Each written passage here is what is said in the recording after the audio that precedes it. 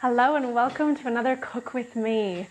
Today in the kitchen, we are going to be making a buckwheat meatloaf.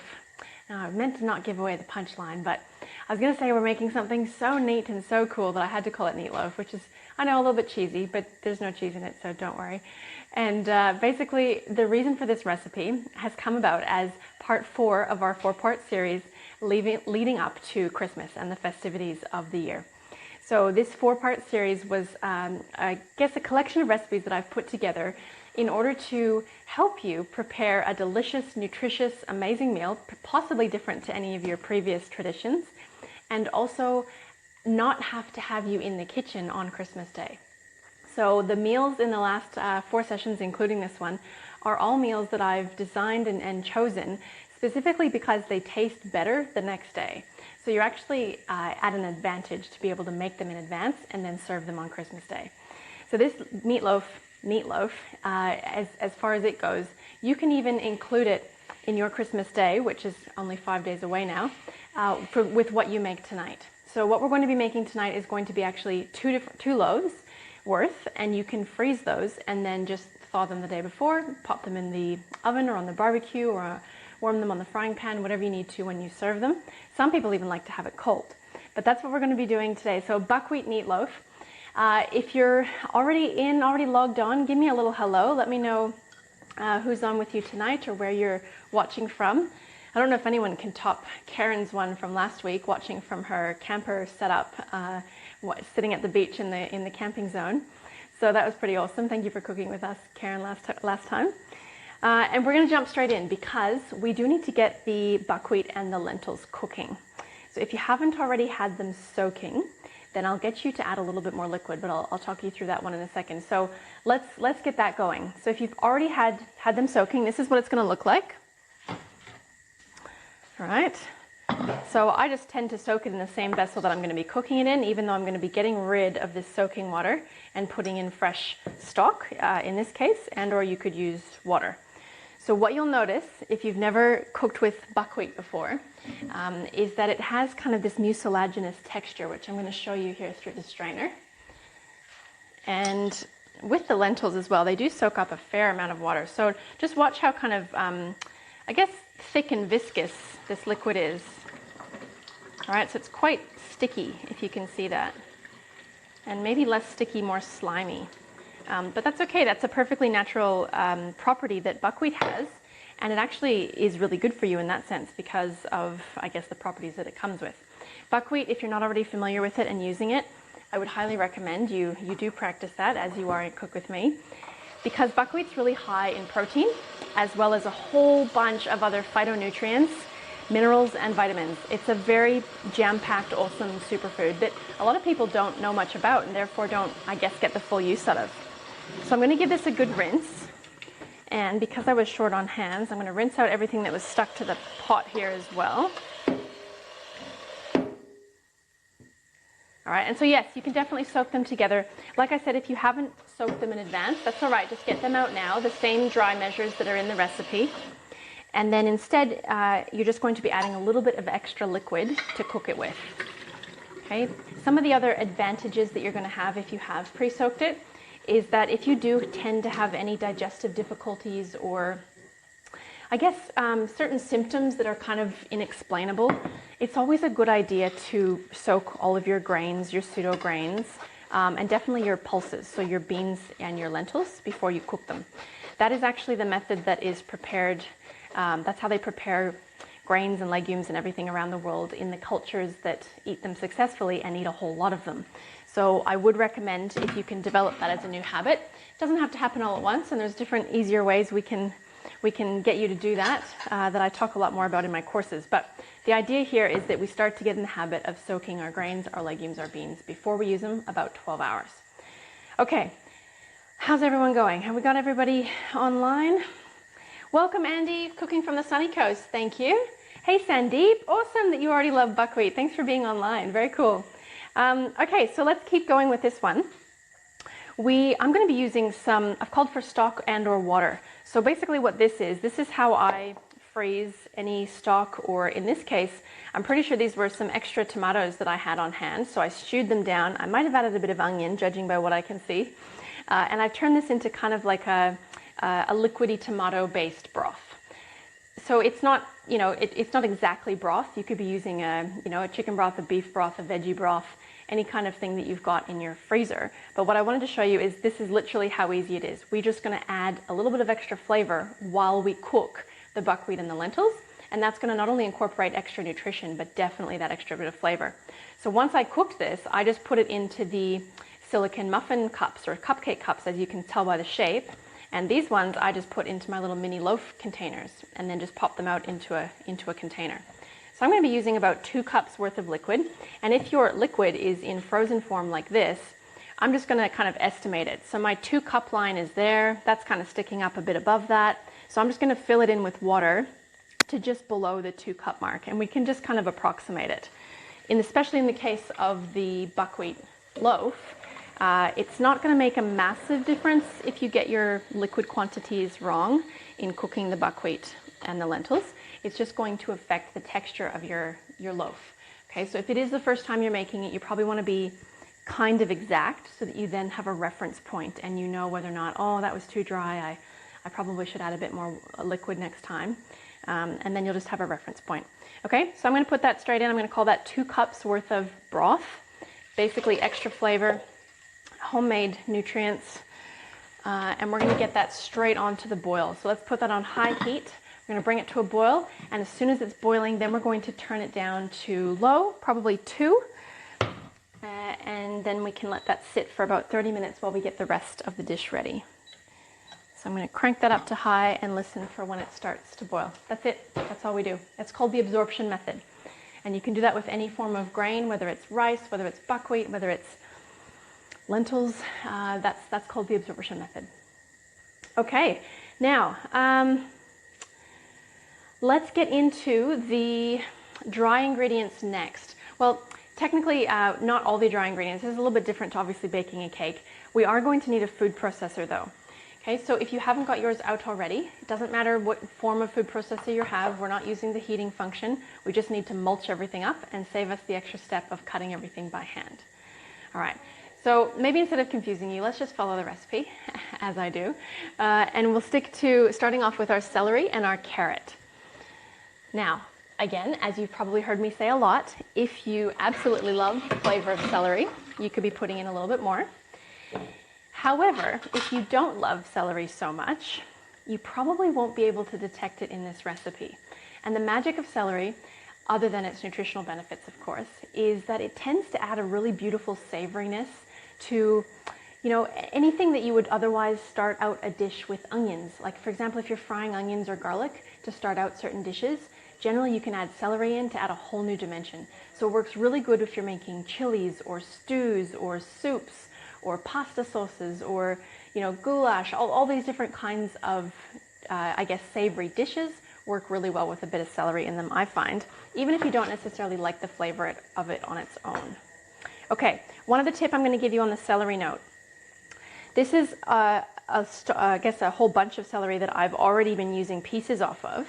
But if you have a brand new bunch of celery and you look at this and you go, oh, I'm probably not going to use this, or I don't know what to use the leaves for, and maybe you often tend to throw out the top bit, then my goodness, this is your opportunity to save a whole lot of money on your grocery bill, not to mention take advantage of the nutrients that you've already paid for.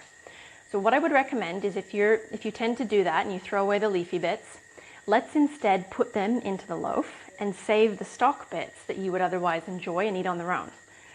Okay, so this is what that would look like. Instead, you're going to take your whole loaf and you're going to wash the top half. So keep the bottom on, keep the celery whole. We're going to give that top half a good rinse. The other thing I'm just going to mention quickly, and I hope it doesn't make you feel bad if you don't have one at the moment, but it is very important with celery to go organic. Celery is a very good absorber of everything in the soil. So it is a very important step. If you can, try to get organic celery. All right, if you've got your full stalk like this, I would recommend just chopping off whatever you think is approximately 3 stalks worth of celery. And because these leaves are all going to get blitzed in the food processor and contribute to the flavor in the dish, we can use the tops. Knowing that there are some stems and there are some stalks here as well, but then at least they're not going to waste and you get all the nutrients and benefits from them too. I'm going to give them a quick little extra chop, put them in, and I think I need a little bit more to make up my 3 stalks worth of celery. So then these guys, instead of going soft or limp in the fridge, if they're not stored correctly, I would recommend putting them into a Tupperware container. Ideally, you've got a glass one, and putting a little bit of water in with them. Clean water, obviously filtered water if you can, and leave that in the fridge. And it's actually going to keep them crisp for up to a couple of weeks, provided you rinse the water every couple of days. So that's how I would store the rest of that celery. All right, let's get some carrot happening. Now I've called for 1 large carrot, or if you don't think your carrot's large enough, the equivalent of. All right, so I'm going to use this little bit of extra carrot. No need to peel it. I've given them a good scrub already. So I'm just going to chop them up into some slightly smaller pieces so that the machine can make us a nice even texture with the carrot without making them go mush. So that can go in. And then the onion. Now, 1 medium onion. I actually don't have any onions, but I've got these massive, awesome green onions. So I'm going to use them. And this is how you can be really flexible with savory dishes. One thing I do know is that these onions are not as strong as your regular round onion. So as far as estimating what a medium onion's worth would be in flavor, I think I can get away with most of this. So I'm going to chop that in half, stack them up, get some smaller pieces, and then throw that into the food processor as well. There we go. Wow, that is a humongous set of green onions. Okay, now I possibly have overloaded that a little bit. So if you really want a really perfect texture and you're very much a texturally oriented person, you might want to go less at a time so that you get the perfect texture. I'm going to give that a big blitz.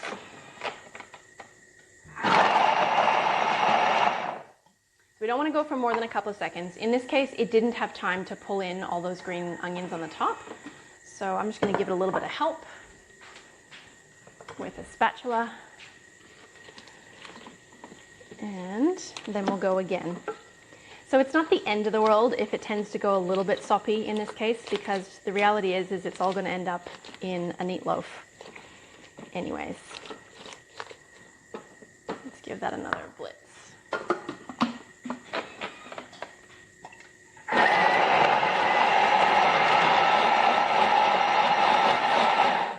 All right, that should be enough. Okay, so by now, you may need to check on your buckwheat and your lentils. If they're boiling, let's turn it down to number 2. I'll just give them a little stir here. Good. So we do have some boiling action. I'll get those little ice cubes down the bottom, and I'll just turn that down a little bit to number 2, knowing that there's enough heat in the burner that it's going to keep that going, even though there's still a bit of ice cubes down the bottom. Okay, so we can pretty much set that and forget it. Even if you accidentally leave it for an extra 20 minutes, it's not the end of the world, especially with this recipe.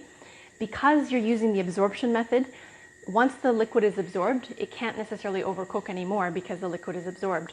So that's why it's such a nice method, and that's why I think it's such a foolproof method, is because it's pretty hard to ruin it. Okay, so now we're going to need a mixing bowl. Hopefully you've already got yourself organized with a nice big mixing bowl so that you don't have to worry about spilling things over the edges. And then we're going to put all of our mulch into the mixing bowl while we make the next lot. So tons of flavor we're starting to build into here, keeping in mind that the number one goal, at least in my opinion, is to build flavor using real whole foods. Okay? As opposed to, using a stock cube that most of those stock powders, actually pretty much every one that I've ever seen, unless you buy the extremely expensive ones that are all made from dehydrated bone broth, most of them, and they will contain at least one form of MSG, if not multiple ones. So I want to show you how to make the same level of amazing flavor without having to rely on MSG. And forgive the tears, those were some really strong green onions, and I'm particularly sensitive. Okay, next up, we need to put in the mushrooms into the food processor, along with our garlic. Let's start one step at a time.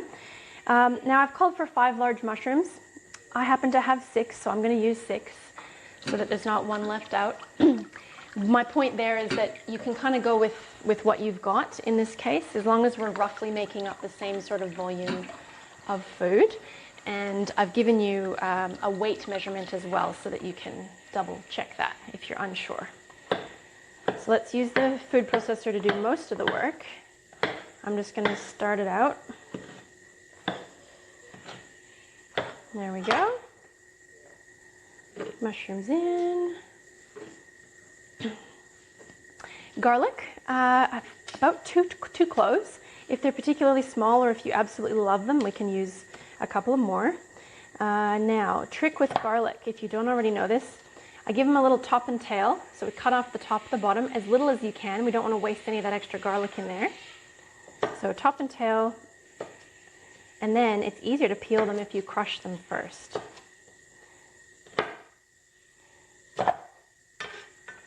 Okay, so one at a time, base the knife, crush, crush. There we go. And then they should peel fairly easy for you. Excellent. So it can save you maybe a couple of minutes, and it all adds up in the kitchen. How's everyone going? All right. Hello, Louisa. Welcome. You made it for dinner tonight. Do you mean you made it on to cook with me to watch, or do you mean you're cooking with us, Louisa? I'm curious. Oh, it looks like we've got a whole crew who know each other. That's awesome.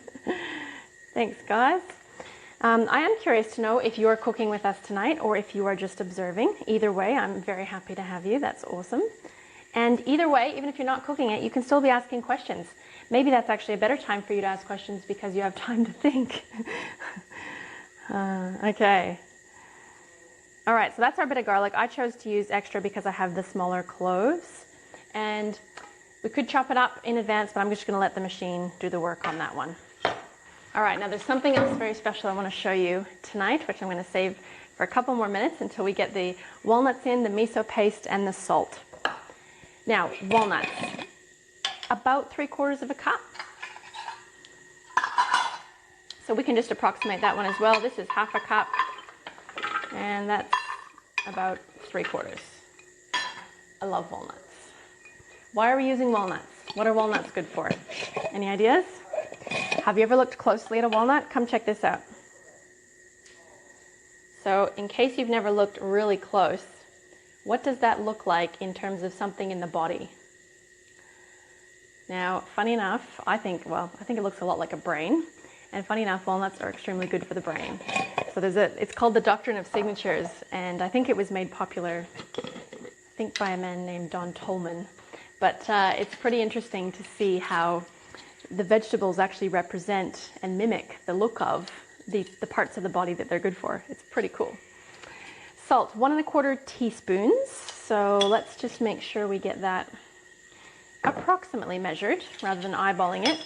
When it comes to creating flavor with whole foods, it is important to realize that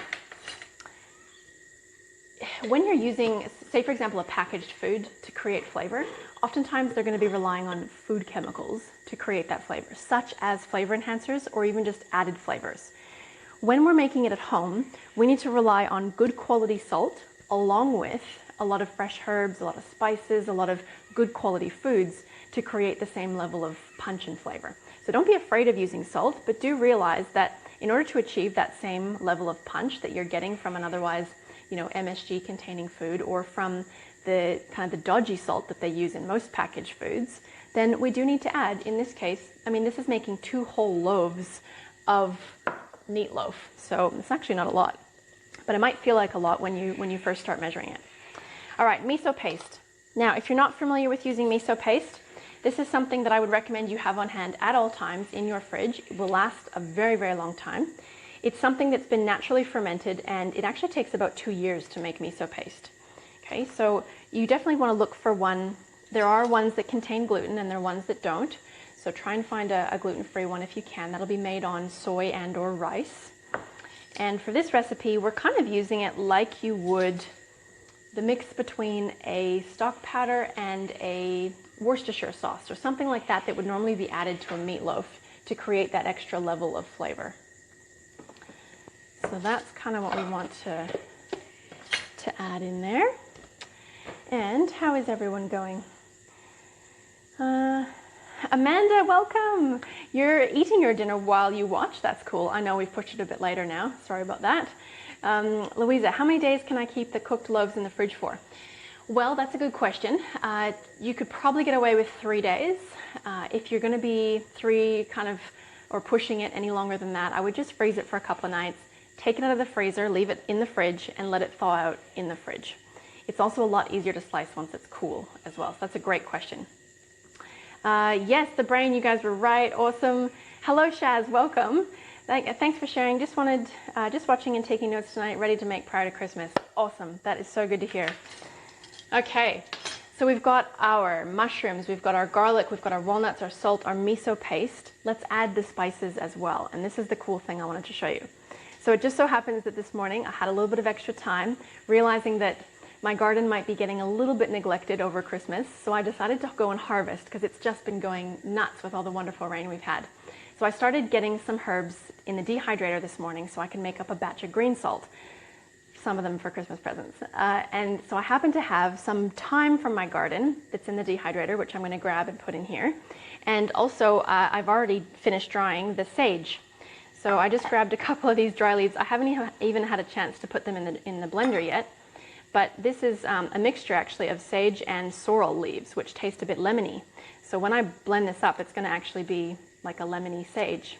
So yeah, so I'm going to be putting in those into this recipe as well, instead of using powdered sage powder. And I'm going to get some thyme. So into the dehydrator. It looks funny. It looks like I'm drying weeds because this is what they look like when they're fully dried. But this is thyme. And I'm going to take that over and get some of that into this recipe. So how do we do that? We don't want the twiggy bits. We just want the dry leaves. So we're going to take the twig and just pull off the leaves. There we go. So I'll just do that for a couple of them. Pull some leaves off. And then this is probably as fresh as you can get that isn't actually still living from the garden, straight fresh. There we go. So the tinier twigs we can actually use. They'll be fine. They'll blend up. Now, it may seem to you like, oh man, that's a lot of work, or oh, I don't have a dehydrator, I couldn't do that. I understand. And this is something that I wasn't doing the very first time I got into Whole Foods either. But the reason I wanted to show you this is because it's actually not that hard. And when you're ready for this next step, or when you happen to be able to get a garden going and get some fresh herbs all on your own, you'll not look back. You won't be able to handle it without it, because it just makes such a difference. I think not only to your mentality, but certainly to the flavor of food. All right, so it just, like I said, it's not a step for everyone right now. I just wanted to show you that it's not that hard, and this is how easy it can be. There we go, fresh thyme. Let's put a little bit more, just because I love it. And this is how we start to honor and respect having real food flavor, real whole food flavor in our meals, rather than relying on cheats. Okay, there we go. Save that one for later. Okay, so we've got all of our dried herbs in there. Actually, I'm going to put in a bit of rosemary as well, which I've called for. So about 1.5 teaspoons. Okay, this one I didn't happen to have abundance of, so I'm going to use 1.5 teaspoons of rosemary. Those are kind of the quintessential meatloaf flavors, if you haven't already picked that up. And then there's 2 ingredients left, the polenta and the flax meal, but I'm going to put those on after. So let's blend this one up until we get kind of an even meal mixture.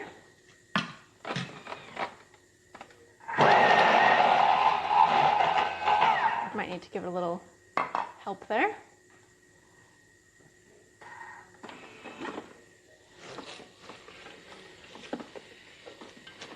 Okay.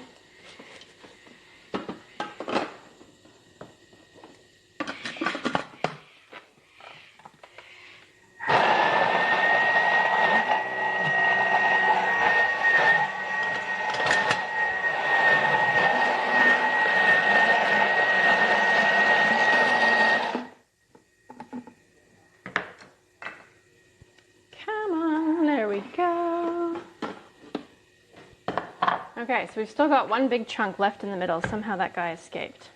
So I'm just going to chop that one by hand. Didn't do such a good job on me today.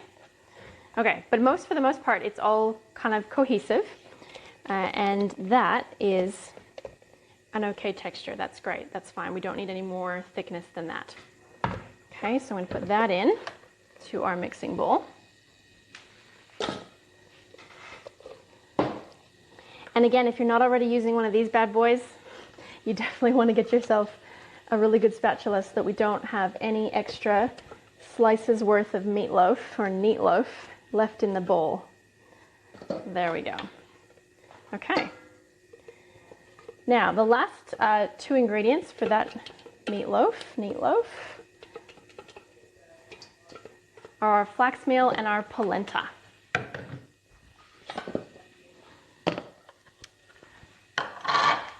So I'll just give these guys a quick chop because I don't want to leave them out. There we go. So I'm curious, has anyone ever had, I guess, a meatless sort of meatloaf before? Any other variations on that? There's so many different ways you can make them. And this one, I guess I've really tried to go for more the holiday angle, as in the traditional kind of Christmas flavors that you would sort of get if you were having a turkey, but without having to fall asleep after because of all the tryptophan in the turkey. All right. Now, about half a cup of flax meal. If you haven't already got it milled, we will have to mill it before you put in. Otherwise, it's going to be very chunky and it won't have the effect of binding. Okay, so half a cup of flax meal and 1.5 cups of polenta. Now, there are other options you could use instead of the polenta. The only thing I will caution is that polenta works the best. So you can definitely get away with using a combination of almond meal and a little bit of coconut flour. Just know that the texture will be slightly different. So polenta has this amazing ability to not only bind and grab the moisture, but also to make it feel more like a loaf, essentially. It's kind of creating that meaty feel within the loaf. Okay, so that's that. Now all we need to do is basically wait for our buckwheat and our lentils to cook. So we can go have a little check on them, have a taste, see where they're at. They might be close. And if not, then we will get on to making the sauce for that as well. So come on back, let's have a little check on the buckwheat and the lentils. So see how it starts to absorb. And I don't know if you can tell this, but there's still a little bit of moisture down the bottom. So if you just move the buckwheat and the lentils, you can see there's still liquid down the bottom, which means it's not fully cooked yet because it hasn't finished absorbing that liquid. So we will let that go just a little bit longer while we make the sauce. At the end of the day, it's not a lot down there. So we're very close and it's feeling like it's cooked. So it's feeling like if we were to bite into that, it would be sufficiently cooked. Let's see.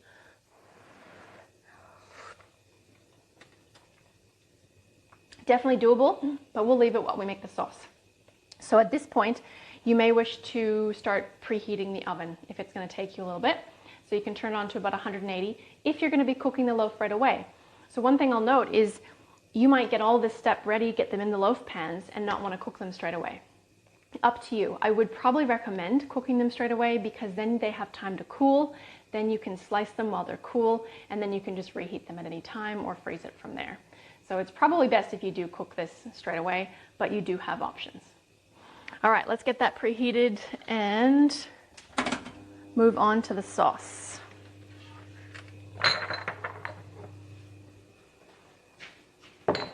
Okay, so just cleaning up a little bit as we go here so you can see what's going on.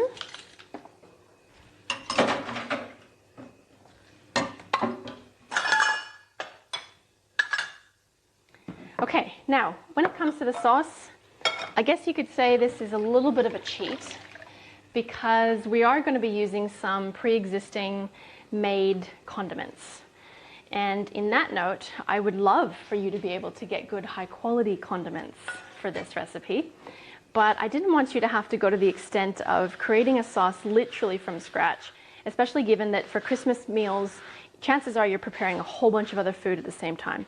So I hope you'll forgive me. I have intended that you're using a really high quality jam, a really high quality sauce, a really high quality, etc., hot sauce and things.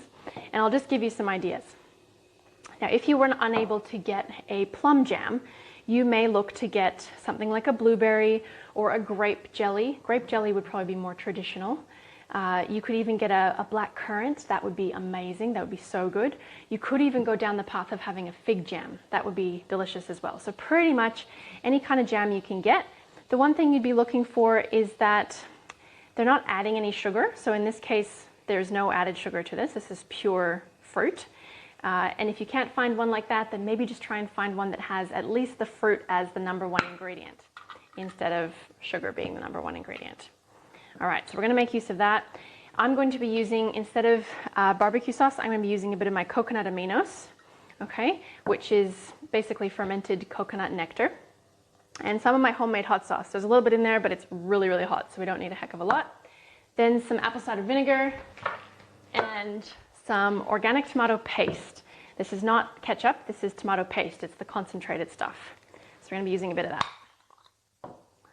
All right, and this is pretty straightforward. So you're going to need a jug of some kind, a bowl to mix it in. Your choice, what you'd like to use. I'll use one that you can see into. And then we're going to need a spoon. So about half a cup. Now we can just measure it off this. Let's see how well that's going to work. Okay. And what I did mention in the recipe is that if you're a really saucy person and you like a lot of flavor, a lot of sauce on your dishes, you may actually like to multiply this recipe by 1.5. So what that means is if you're going to be cutting the loaf and serving it and reheating it in slices, you probably want to be making 1.5 times the batch so that you have enough to go around on every single slice, as opposed to just being on the top of the loaf.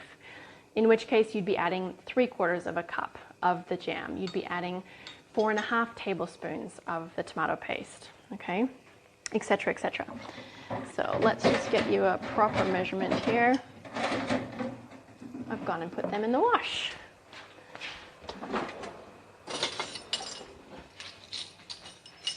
So approximately 3 tablespoons. Doesn't have to be super exact. If you did more on one, you can do less on the next. And then some barbecue aminos, about 2 tablespoons. Look, if you haven't got enough of this one, you can also be using tamari. Tamari is a good substitute for that. Or maybe you've got a gluten-free, pretty good quality Worcestershire sauce. That could work as well. Okay. And if you like a bit of kick, this is a great recipe to have that because it just suits it. I think because it's sort of a little bit meaty, we're going to use a little bit of kick. Whew, that's going to be very kicky. I had to rub off the name for that hot sauce because it wasn't appropriate for on camera. It's very hot. Apple cider vinegar, about 2 teaspoons. Just so you know, a tablespoon is 3 teaspoons, so you can just go less than a tablespoon to get your 2. All right, how's everyone going so far? Hey Paige, welcome. Love the recipe, awesome. Yes, would love to have you making this with us, Paige. And Louisa, I used soy sauce, didn't have barbecue sauce. Okay, that's great, Louisa. Just so you know, just a heads up, most soy sauces are made with gluten in them as well. So if you're not worried about that, then that's great. Otherwise, just as a heads up for everyone, not all products labeled the same thing are created equal. So in some soy sauces, they're going to be adding MSG to create the flavor, especially if they haven't actually been brewed by proper fermentation. So whenever you go to buy a soy sauce or anything like that, I would recommend that you check the label to make sure that it's been properly brewed, as in properly fermented, as opposed to just made to taste like that. Because if they've done it chemically, if they've done it the shortcut way, it's going to have MSG in it. All right, so then to blend it up, if you like a nice sort of textured sauce, a little bit like a textured cranberry sauce, you can do this by hand with the spoon. If you want it super smooth, you would probably put the immersion blender in there or just pop this through your bullet blender. Okay, I like that as it is. Basically all I'm doing to get rid of those extra chunky bits of the jam is just pressing the spoon against the side wall of the container. And that does get a fair bit of that out. All right, pretty simple, hey? Now, the one thing I will say as well is you don't necessarily have to have this as a holiday meal. You can actually serve this as an appetizer or an entree, in which case you would be taking the Neatloaf mixture that we're going to be finishing in a second, and putting them into little meatballs instead, little mini balls.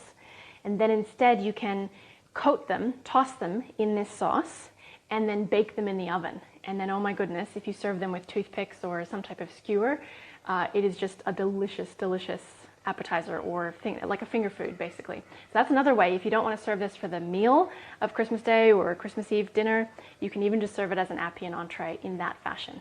Definitely in that case, you'd probably want to be timesing that sauce by 1.5, if not maybe doubling it, depending on how much you love your sauce. Okay, any other questions? Hot chili sauce for the hot sauce. Yes, you could get away with that, Shaz. Yep, that would be okay. You're going to be adding a fair bit of sweetness to it. So if that's all right with you, then definitely you can substitute that. This is a pretty flexible sauce, as you've hopefully seen already. Okay, I'm going to call my buckwheat and my lentils cooked, and we are going to mix them up. One little shortcut, and this is probably going to be advantageous if you are doing this while it's still hot, okay? So instead of getting in there with our hands and burning our hands, I'm going to just take and, I guess, use the food processor that's already dirty, and I'm going to kind of pre-mash up about half or maybe a little bit more than half of this mixture so that the machine does the work, and then it's going to be a lot easier to mix up into the loaf form. You could do the lot, but I like to have a little bit of texture remaining when we make the loaf as well. So let's give that a little mix.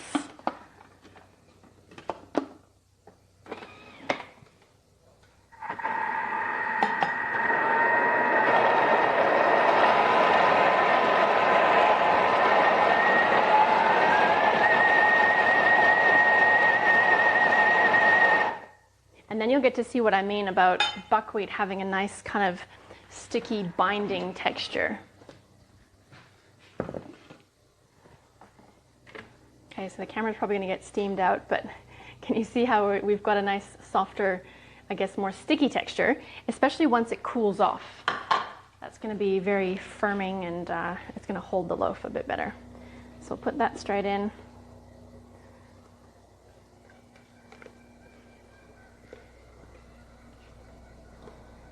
And then I know that you guys are probably thinking, oh, well, she's not going to get to show us the finished product, but I tried to be one step ahead. So you guys will get to see what this is like when it's done. Okay. Now I know I might take that extra second to get everything out, but I think this is one of the major downfalls of most cooking shows, is that they speed along so quickly through it that A, it's not exactly real, and B, they waste so much down the drain. Okay, clean that dry.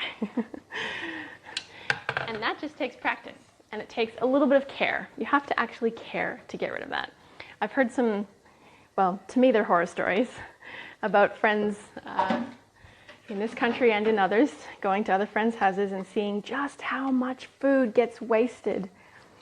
And you know, it's very common practice in some very privileged countries to be eating on paper plates every night and throwing them out because they don't feel like doing dishes. I just get so sad by that. Anyways, here we go. So we can mix it with a spatula. You may want to just get in there and mix it by hand unless your buckwheat is still really, really hot. Okay. And that's about it. So this is going to form the mixture for the Neatloaf. This is all there is to it.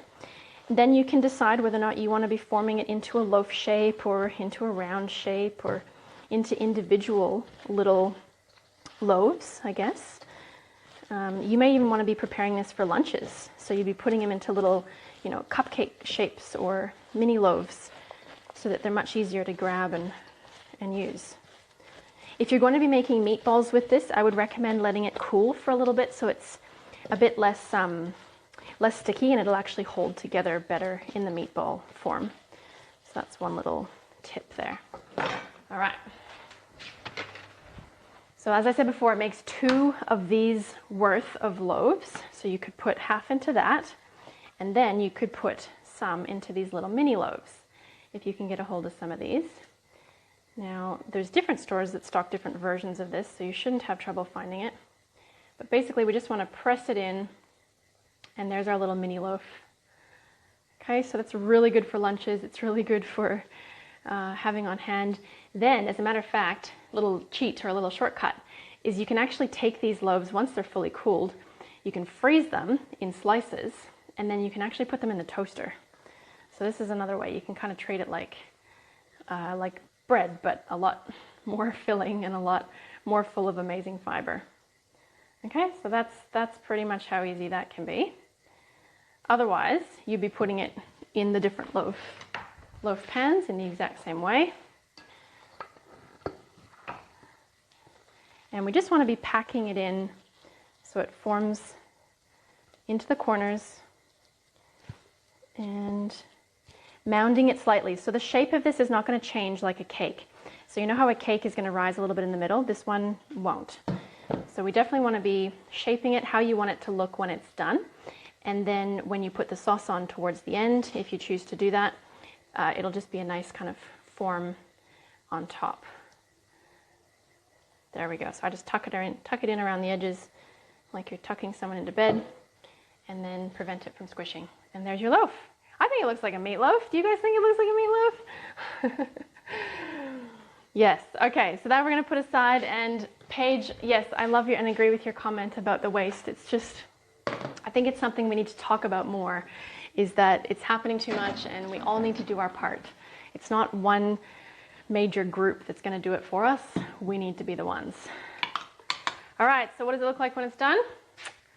Well, I guess I had to do a ta-da. So this is a loaf that I've already cooked, and I'd already chilled it. So I meant to actually slice it for you, so I apologize that I already have it sliced. But basically it slices quite easily, and it holds together well once it's cool. Okay, so if it's still fresh out of the oven, it's going to be fairly squishy, and it needs to chill in order to develop that hold. But now at this point, we can take this and we can put this in the frying pan to reheat it. We could put this on the grill of the barbecue. We could then put it all laid out in a casserole dish, kind of like this one, and then put the sauce over it and then bake it in the oven. So I wanted to give you options on your Christmas day, because some people don't want to have the oven on, it's too hot. Some people aren't going to be barbecuing, so they want to do that. So it's completely up to you how you want to serve it. But basically, I think that looks pretty close to a meatloaf. I don't know about you guys. And hopefully you'll enjoy the taste. I'm not expecting it to taste exactly like a meatloaf, because obviously we haven't used meat. But definitely, I'm hoping that it can provide you enough amazing nutrition and fiber and flavor that it won't be such a big deal. And maybe, just maybe, it could become part of a new Christmas tradition for you guys. All right, so if you want to see what that looks like, I'm basically just going to heat that up in the frying pan, put the sauce on top. I've already got a nice hot burner here, so let's turn that one up again. And it doesn't really need much. You don't even need to necessarily put any oil down. You could if you really wanted to, especially if you're worried about anything sticking, but it shouldn't do. Okay. So we'll do that. And then if you want to come on back, I'm going to show you how to. We'll just put a little bit of sauce on top of that.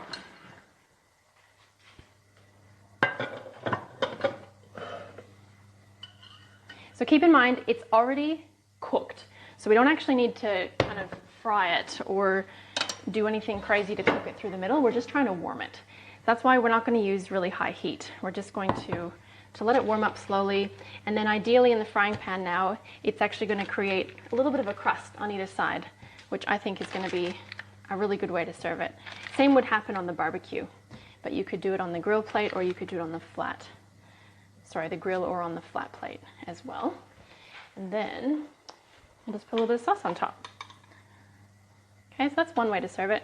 Otherwise, if you want to get creative and heat it up of your own accord, you can always just heat the sauce up in a little saucepan and serve that on top hot already. So it doesn't actually have to go on here during the heating process. But that's hopefully a little bit of something treaty having that little bit of sweetness in the sauce, so you feel a little bit special on Christmas Day. All right, that's pretty much it. That's how I'm going to serve it. In terms of the rest of your dinner, if you're having that this evening for some reason, you could be having that with salad. You could have it with just a couple of cut up raw veggies. You could have it with some sprouts, which I'd love to be showing you again how to do that. Super easy, anything you want it to go with. I even sometimes slice it really thin and have it as its own sandwich with a little bit of lettuce and tomato in the middle. So tons of options, guys. Don't forget the meatball option. And I can't wait to see your meatloaves. Send me the photos. I would love to see it on your Christmas table or on any type of festive table when you are going to be eating it. So please do feel free to share that. And even if you're watching this video and you're not having it for Christmas Day, I'd love to see how that goes in everyday, regular old life. So thank you so much for joining me on Cook With Me, and we'll see you next time. Merry Christmas, everyone. See you next time.